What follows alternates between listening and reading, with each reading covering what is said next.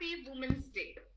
Happy women's day की बहुत सारी सुंदर सुंदर pink pink pink pink pictures जो है आज पूरे गूगल पे, फेसबुक पे, व्हाट्सएप पे सब जगह छाई हुई हैं। But I really like this picture कि किस तरीके से एक लड़की का, छोटी सी बच्ची का बर्थ होता है और वो इस तरीके से सारे फेजेस को अपनी लाइफ में देखती है। और ये जो पीछे से लाइट आ रही है, दिस ऑलरेडी शोज कि फीमेल्स का हमारी सोसाइटी में, हमारी लाइफ में बहुत बड़ा एक रोल है।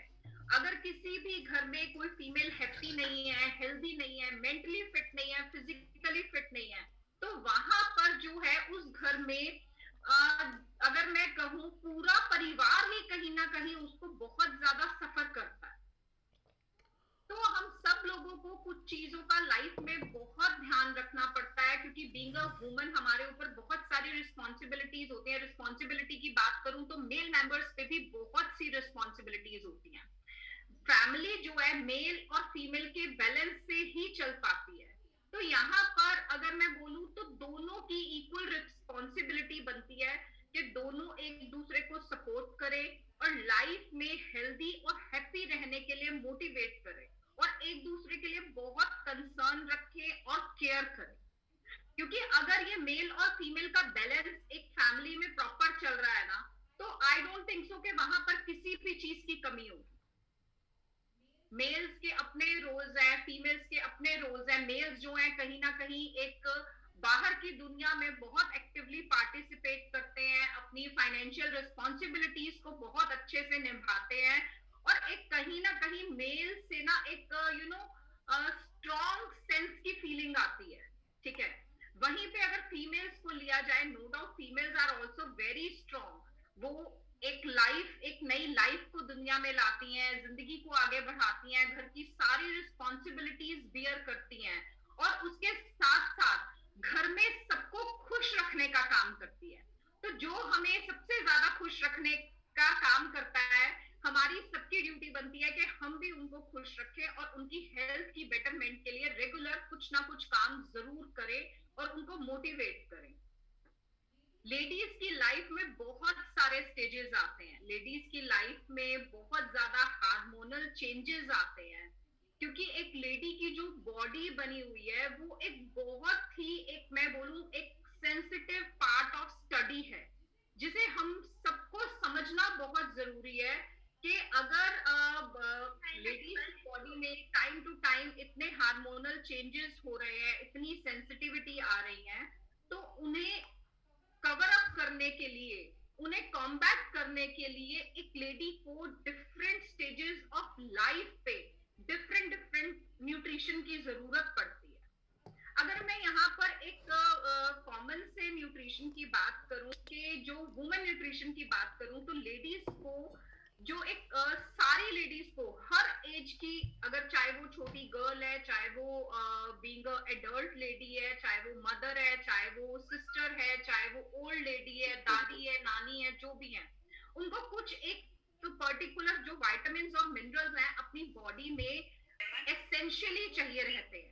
तो मैं अभी उनको उन मिनरल्स और वाइटामिन के बारे में आप सब लोगों से एक क्विक ब्रीफ आपको दूंगी। लेडीज को फॉलिक एसिड की बहुत ज्यादा जरूरत होती है अपने ब्रेन को हेल्दी रखने के लिए, अपने बॉडी को हेल्दी रखने के लिए, अपने बॉडी में आयरन लेवल्स को मेंटेन करने के लिए। फॉलिक एसिड बेसिकली करता क्या है? फॉलिक एसिड ब्रेन में ऑक्सीजन लेवल्स को मेंटेन करता है और ये हमारी साइंस भी मानती है कि जो लेडीज का ब्रेन है ना, वो मेंस के मुकाबले बहुत ज्यादा एक्टिवली काम करता है। There is definitely a difference between a male brain and a female brain.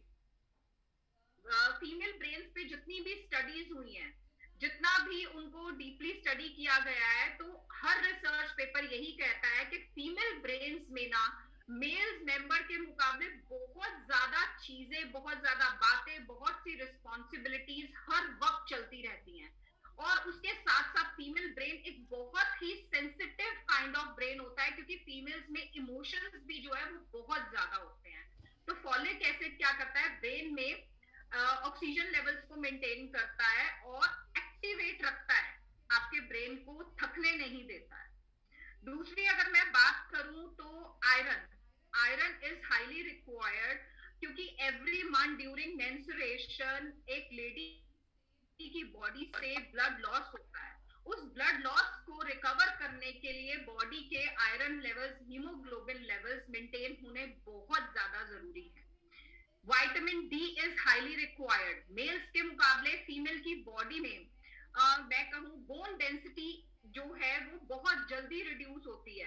Ladies की बोन्स पे बहुत ज्यादा नेगेटिव इम्पैक्ट आता है जैसे जैसे उनकी एज बढ़ती जाती है, क्योंकि उनकी बॉडी में बहुत ज्यादा हार्मोनल इम्बैलेंस होता है। उनकी बॉडी में हर महीने मेंस्ट्रुएशन साइकिल आता है।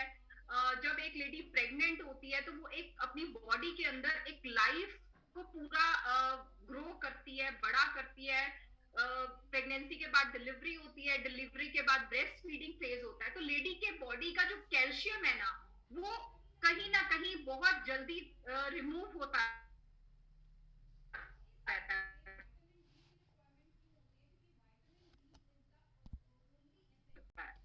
मैग्नीशियम, मैग्नीशियम क्या करता है? नॉर्मली क्या होता है कि जब भी हार्मोनल इम्बैलेंस होता है ना, तो एक वुमेन की बॉडी में ना उन हार्मोन्स की वजह से अनटाइमली बहुत ज्यादा खाने की समटाइम इच्छा होती है, क्योंकि कहीं पे भी अगर इमोशनल सेटबैक होता है, कहीं पे भी हार्मोनल इम्बैलेंसेस हो रहे हैं, तो वुमेन्स का ना एपेटाइट इंक्रीज हो जाता है। एपेटाइट मींस लेडीज को बहुत ज्यादा भूख लगने लगती है और उनकी माइंडफुल ईटिंग जो होती है वो खत्म हो जाती है। दे फील लाइक कि मुझे हर वक्त कुछ ना कुछ खाना है। क्योंकि ऐसा क्यों होता है? क्योंकि बॉडी में स्ट्रेस लेवल्स इंक्रीज हो रहे होते हैं। तो मैग्नीशियम क्या करता है? मैग्नीशियम उस बढ़ते हुए एपेटाइट को कंट्रोल करता है, उन क्रेविंग्स को रोकता है। इसके अलावा मैं बात करूं तो प्रोबायोटिक्स की बहुत ज्यादा जरूरत होती है। प्रोबायोटिक्स क्या होता है? गुड गट बैक्टीरियाज होते हैं जो एक पूरी फीमेल की बॉडी के या मेल्स की भी बॉडी के मैं कहूं तो मेटाबॉलिज्म को स्ट्रांग बनाते हैं, ब्रेन हेल्थ को स्ट्रांग बनाते हैं, डाइजेशन को इंक्रीज करते हैं। और जैसे जैसे मेटाबॉलिज्म स्ट्रांग होगा तो वाटर रिटेंशन, फैट स्टोर नहीं होता है बॉडी में, बिल्कुल भी फैट स्टोर नहीं होता है। तो ये सब कुछ एक एसेंशियल रिक्वायरमेंट्स है। मैं फटाफट से दोबारा से नाम बोलूंगी: folic acid, iron, vitamin D, vitamin E, magnesium, probiotics.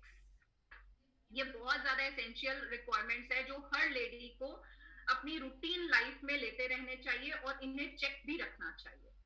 तो moving to the further session, यहाँ तो हमने बात करी कि लेडीज को किन किन किस किस न्यूट्रिशन की जरूरत होती है।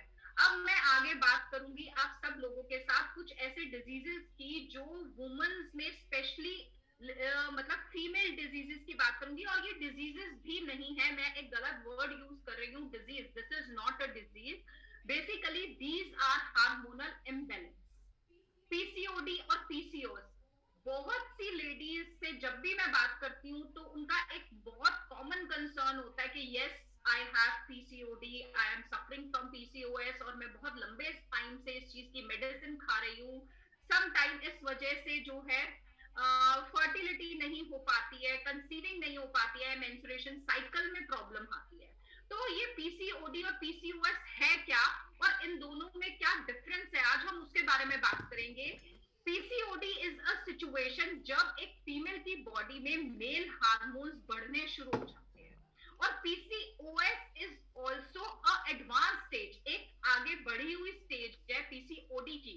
पीसीओएस की वजह से क्या होता है कि जो मेल हार्मोन्स पीसीओडी में थोड़े से कम होते हैं, पीसीओएस में वो मेल हार्मोन्स जो है और ज्यादा स्पीड से बढ़ने लगते हैं फीमेल बॉडी में, जिस वजह से हार्मोनल इम्बैलेंसेस होते हैं, मेंस्ट्रुएशन साइकिल में प्रॉब्लम आती है। तो इवन जो बहुत सी लेडीज में फर्टिलिटी की भी प्रॉब्लम आती है, प्रेगनेंसी में, कंसीविंग में भी उन लोगों को इश्यूज आते हैं only due to this hormone imbalance, जिसको डॉक्टर्स एक डिजीज का नाम दे देते हैं। तो क्योर करने के लिए कई तरीके की जो मेडिसिन।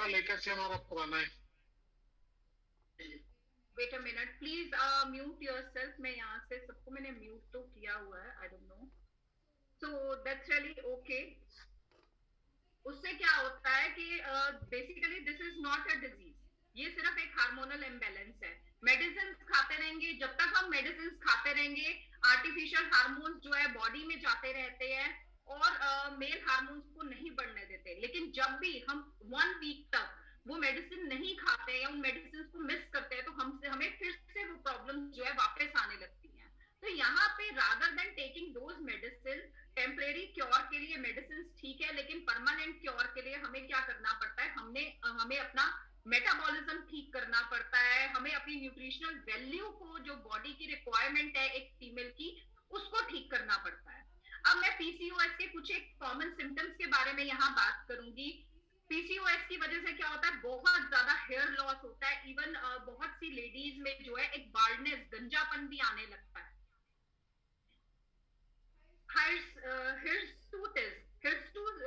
हिर्सुटिज्म बेसिकली क्या है, अनवांटेड हेयर ग्रोथ, चिन पे हेयर ग्रोथ बढ़ जाती है। और कहीं पे भी जो बॉडी में हेड के अलावा जो अनवांटेड हेयर ग्रोथ है वो बढ़ने लगती है। लेग्स पे, आर्म्स पे जो है हेयर्स हार्ड होने लगते हैं, चिन पे ग्रोथ आने लगती है या नेक एरिया पे ग्रोथ आने लगती है, अपर लिप्स पे हेयर ग्रोथ ज्यादा हो जाती है। अगर मैं कहूँ ये जो साइड की हमारी स्किन है, हेयर्स के नीचे, यहाँ पर भी हेयर ग्रोथ बढ़ जाती है। पेल्विक पेन, यूट्रस में बहुत ज्यादा पेन रहता है, अनटाइमली पेन रहता है, मतलब रेगुलर वो पेन हमें बढ़ते रहते हैं, समटाइम वो ठीक हो जाते हैं, समटाइम वो इंक्रीज हो जाते हैं। इनफर्टिलिटी, कंसीविंग नहीं हो पाती है। वेट गेन होने लगता है, जो मेंस्ट्रुएशन साइकिल है वो इरेगुलर हो जाता है। हर वक्त थकावट रहती है, बिना काम किए भी थकावट रहती है। हर वक्त जो बॉडी के एनर्जी लेवल्स हैं वो बहुत लो रहते हैं। टेस्टोस्टेरोन लेवल्स जो है वो बढ़ने लगते हैं और इससे क्या होता है कि स्ट्रेस लेवल्स हाई रहने लगते हैं, मूड स्विंग ज्यादा से ज्यादा होने लगता है, मूड अच्छा नहीं रहता है, चिड़चिड़ापन रहता है, किसी से बात करने का मन नहीं करता, अकेले रहने का मन करता है। अकेले में भी समटाइम वो हार्मोन्स इतने बैलेंस हो जाते हैं कि बिना बात के रोने का मन करता है। स्किन पे एक्ने आने लगते हैं। These are some very common issue, वो सिम्टम्स ऑफ पीसीओएस। और इसके अलावा अगर मैं नेक्स्ट बात करूंगी तो पीसीओडी के कुछ एक सिम्टम्स की बात करूंगी। पीसीओडी में पीसीओएस के मुकाबले कुछ कम सिम्टम्स होते हैं। ओबेसिटी, वेट गेन होता है, हेयर लॉस होता है, इनफर्टिलिटी होती है और इरेगुलर पीरियड्स होते हैं। यहाँ पे कहीं ना कहीं अगर मैं बोलूं तो मूड स्विंग्स उतने ज्यादा नहीं होते हैं, लेकिन अगर पीसीओडी को हम टाइमली ठीक नहीं करते हैं या इसका क्योर नहीं करते हैं तो ये क्या होता है, ये पीसीओएस में कन्वर्ट हो जाता है। ओवरीज में फेब्रॉइड्स बनने लगते हैं, सिस्ट आने पड़ लगते हैं और उसके बाद क्या होता है, सिचुएशन समटाइम इतनी बिगड़ जाती है कि उन सिस्ट को रिमूव करने के लिए सर्जरीज करवानी पड़ती है। सर्जरी करवाना कहना डॉक्टर के लिए बहुत आसान है, लेकिन जितनी भी हम बॉडी में अपनी सर्जरीज करवा रहे हैं उनके कहीं ना कहीं जो है बहुत ज्यादा साइड इफेक्ट्स होते हैं। तो यहाँ तो हमने बात कर ली पीसीओडी और पीसीओएस की। Next I am moving to menstruation cycle. हर मंथ हर लेडी को टिल मेनोपॉज, जब तक उनके मेनोपॉज का टाइम नहीं आ जाता तब तक मेंस्ट्रुएशंस होते हैं और ये हर महीने का साइकिल होता है। 5 डेज तक जो मेंस्ट्रुएशन साइकिल चलता है, उसके बाद 12th डे से ओव्यूलेशन पीरियड स्टार्ट होता है। ये ओव्यूलेशन पीरियड क्या होता है कि ये वो पीरियड होता है जब एक लेडी के जो फर्टाइल एग्स हैं वो प्रॉपर बनने शुरू हो जाते हैं और यही टाइम पीरियड होता है जो कंसीविंग का टाइम पीरियड होता है। अब कुछ लोगों को फर्टिलिटी में, कंसीविंग में, प्रेगनेंसी में बहुत ज्यादा इश्यूज रहते हैं। ये इश्यूज क्यों रहते हैं, क्योंकि उनकी बॉडी में लुटियल फेज और फॉलिक्यूलर फेज जो है प्रॉपरली काम नहीं करता। ये बेसिकली दो ऐसे हार्मोन्स हैं जिसको हमारी पिट्यूटरी ग्लैंड रिलीज करती है मेंस्ट्रुएशन के टाइम पे। और ये जो दो हार्मोन्स है बेसिकली ये क्या करते हैं, जब ये रिलीज होते हैं तो ये आगे जाके हेल्प करते हैं एस्ट्रोजन और प्रोजेस्टेरॉन हार्मोन्स को जनरेट करने में। अब ये एस्ट्रोजन और प्रोजेस्टेरॉन हार्मोन्स क्या है इसे मैं आपको बताऊंगी। बेसिकली होता क्या है, जब भी हमारा मेंस्ट्रुएशन साइकिल आता है हमारे फर्टिलिटी प्रोसेस वहीं शुरू हो जाता है। एस्ट्रोजन और प्रोजेस्टेरॉन बड़े एसेंशियल हार्मोन्स है जो एक लेडी को ड्यूरिंग प्रेगनेंसी और उसकी प्रेगनेंसी को सपोर्ट करते हैं और मेंस्ट्रुएशन साइकिल जाता है, तो यही दो हार्मोन्स ऐसे हैं जो मेंस्ट्रुएशन साइकिल को भी बैलेंस करते हैं। और जहां ये हार्मोन्स नहीं बनते हैं या कम बनते हैं, वहां पे मेंस्ट्रुएशन साइकिल में भी प्रॉब्लम आनी शुरू हो जाती है और कंसीविंग में भी प्रॉब्लम आने लग जाती है। इवन ये दो हार्मोन्स इतने पावरफुल है कि कंसीविंग के बाद भी यूट्रस को स्ट्रॉन्ग रखने के लिए जो बेबी होता है एक लेडी के अंदर, उस एग को स्ट्रॉन्ग रखने के लिए बहुत ज्यादा हेल्पफुल होते हैं। ड्यूरिंग प्रेगनेंसी ये दोनों हार्मोन्स के जनरेशन जो है क्रिएट जो होने बहुत फास्ट, बहुत क्विकली ये जनरेट होने स्टार्ट हो जाते हैं। तो आप ये देखिए कि एवरी मंथ आपकी बॉडी में ये मेंस्ट्रुएशन साइकिल चल रहा है, ओव्यूलेशन हो रही है, नए हार्मोन्स बन रहे हैं, फिर वो एग्स जो है अगर उन 5 दिनों में फर्टाइल नहीं हो पाते हैं तो उसके बाद वो फिर से खत्म होते हैं और फिर से दोबारा से वो साइकिल जो शुरू हो जाता है। इसलिए कहा जाता है कि एक लेडी की जो बॉडी है वो बहुत ज्यादा सेंसिटिव है और किसी भी फेज पे जब भी इन हार्मोन्स के प्रोडक्शन में या इन हार्मोन्स की ग्रोथ में कुछ भी अगर मैं बोलूं तो रुकावट आती है या हम कह सकते हैं कुछ भी प्रॉब्लम आती है, प्रॉपर न्यूट्रिशन बॉडी में नहीं गया है, वीकनेस आ गई है, आयरन लेवल्स ठीक नहीं है, विटामिन डी की डेफिशिएंसीज हैं और जो है वेट बहुत ज्यादा बढ़ गया है, तो उससे क्या होता है हमारा पूरा वो साइकिल, हमारी पूरी लाइफ उस चीज से अफेक्ट होती है। और रादर अगर मैं आपको एक बात बताऊं तो हमारे पास एक वुमेन्स चॉइस करके सोया आइसोफ्लेम से बनी हुई एक टैबलेट है जो है सिर्फ इसलिए जो वुमेन्स के मेंस्ट्रुएशन हार्मोन्स को सपोर्ट करती है। बेसिकली ये टैबलेट क्या काम करती है, ये टैबलेट जो है एस्ट्रोजन को बॉडी में इंक्रीज करने का काम करती है। एस्ट्रोजन जब भी बॉडी में इंक्रीज होते हैं तो वो क्या करते हैं, यूट्रस को स्टिमुलेट करते हैं। I have this with me as well, woman choice के नाम से आप ये देखिए, this is a very effective medicine. मैंने अपने जितने भी क्लाइंट्स को ये टैबलेट्स दी हैं उनके फीडबैक मुझे बहुत ही अच्छे आए। रादर मैं खुद ये जो है वुमेन्स चॉइस डेली लेती हूँ और इसको लेने के बाद मैंने अपने मेंस्ट्रुएशन साइकिल में, मैंने अपनी स्किन में, अपनी बॉडी में बहुत से चेंजेस महसूस किए हैं। अगर मैं बोलूं तो मेरे चिन पे 5-6 ना हार्ड हेयर्स आते थे जिसे हर बार मुझे रिमूव करना पड़ता था, मुझे वो हेयर्स तक आने बंद हो चुके हैं और मेंस्ट्रुएशन साइकिल मेरा बड़ा पेन फ्री और रेगुलर हर मंथ जो है वो निकल जाता है without any fatigue, without any mood swings. बहुत ज्यादा एक मतलब इजी प्रोसेस हो गया है अब मेरे लिए। तो without spending much time, I am again going to share the screen with you here. यहाँ तो हमारी बात हो गई मेंस्ट्रुएशन साइकिल की और हमारी ओव्यूलेशन की, और हम हेल्दी रखने के लिए क्या कर सकते हैं, हम रिक्वायर्ड एसेंशियल न्यूट्रिएंट्स ले सकते हैं। डेली हम अपना खाना पीना हेल्दी करके, अपनी रूटीन लाइफ चेंज करके इन सब चीजों को मेंटेन रख सकते हैं।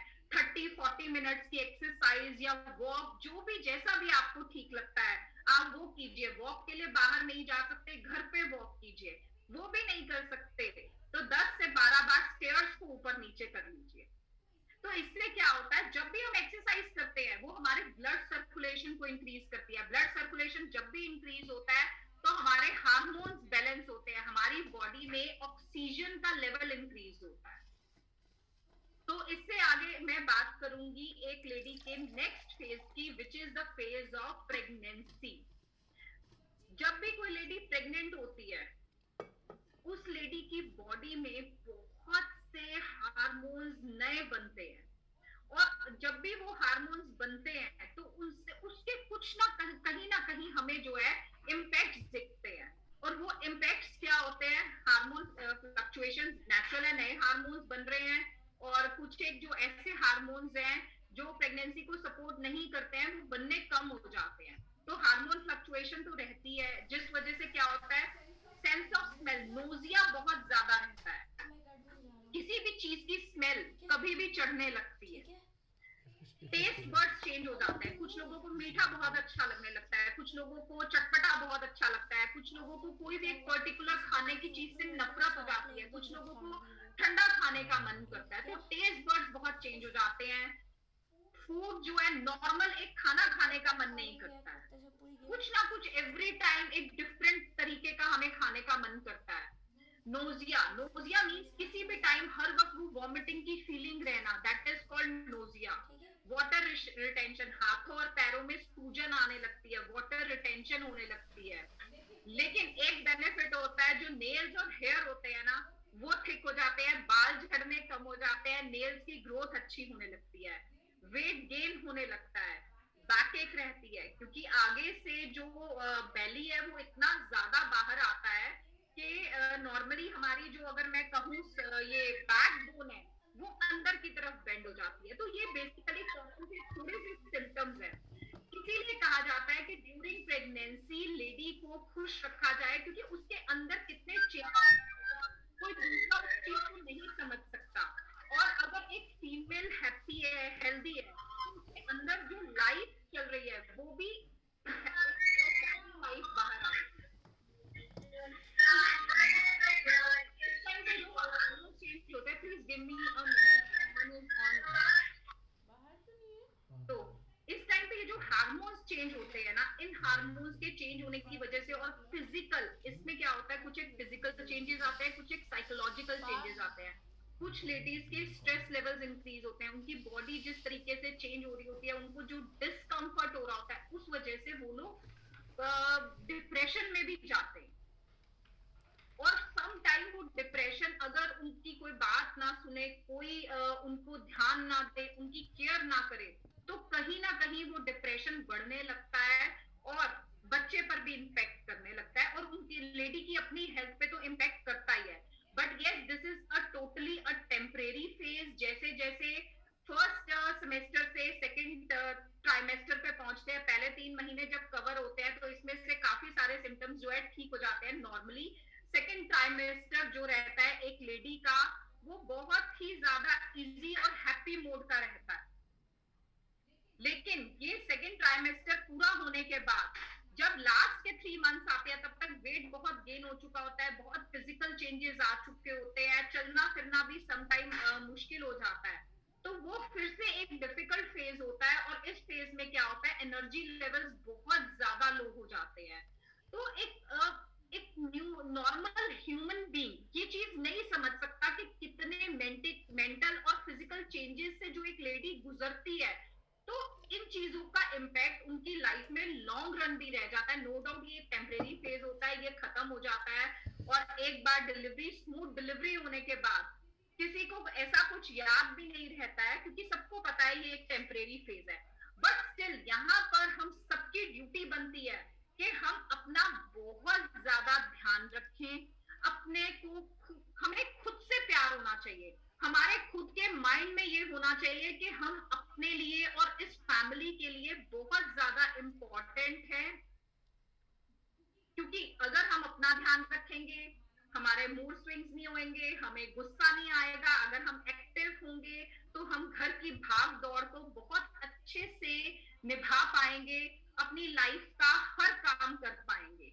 और बहुत सी लेडीज को क्या होता है, जॉब की आदत होती है, प्रोफेशनल होती है, वो रोज प्यारों के बाहर निकलती है, लेकिन आफ्टर बीइंग अ मदर जब उनको अपने वो करियर्स को छोड़ना पड़ता है, या कहीं ना कहीं थोड़े टाइम के लिए उस लाइफ से पीछे हटना पड़ता है, रात में जाग के उस बच्चे को बड़ा करना पड़ता है, तो वो एक बड़ा डिफिकल्ट सा फेज होता है।